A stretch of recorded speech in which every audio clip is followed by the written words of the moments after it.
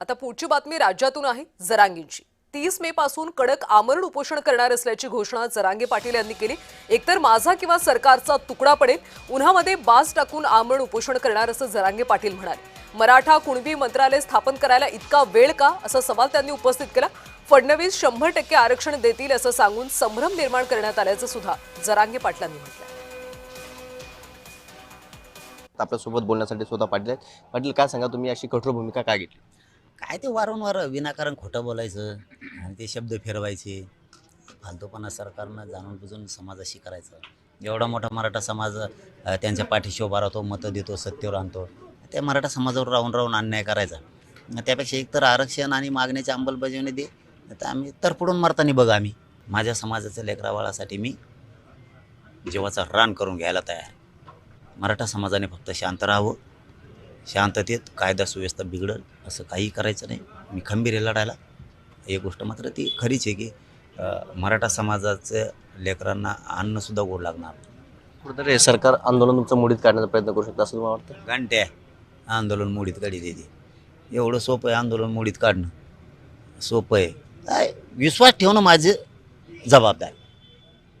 ते जर म्हणत असतील देवेंद्र फडणवीस साहेब 100% आरक्षण द्यायला लागले, तर माझं विश्वास ठेवणं जबाबदारी। मी ते ठेवलं आणि राज्यातल्या बैठका बंद केल्या, त्यांनी त्याचा दगा केला। मी 31 लगेच आंदोलनाची घोषणा केली। मराठ्यावर लय माया होती ना त्यांना, तर मराठ्याला कळलं यांना खोटी माया आहे सरकारला। शेवटचा प्रश्न, उद्या प्रसाद लाड आणि राधाकृष्ण विखे पाटील यांची भेट घेणार आहे। चर्चेनंतर उपोषण थांबू शकता? चर्चा रोज असे म्हणतात, मी त्यांना काही काम नाही राहिलं उद्योग, आणि त्यांचं ऐका ते मुख्यमंत्री, त्यांना कुणालाच मोजी नाही। भाजपमधले अर्धे मंत्री चांगलं काम करते, शिंदेचे मंत्री कामं करतात, अजितदादांचे करते, ते त्यांना खपत नाही।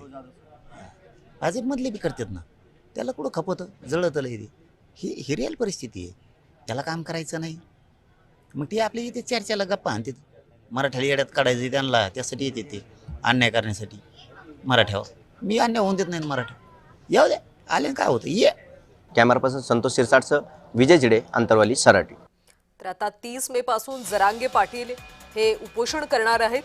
उन्हामध्ये, कडक उन्हामध्ये आपण आमरण उपोषण करणार अशी घोषणा जरांगे पाटील यांनी केलेली आहे। त्यामुळे आता सरकार नेमकं पुढे काय करतं हे पाहणं महत्त्वाचं आहे।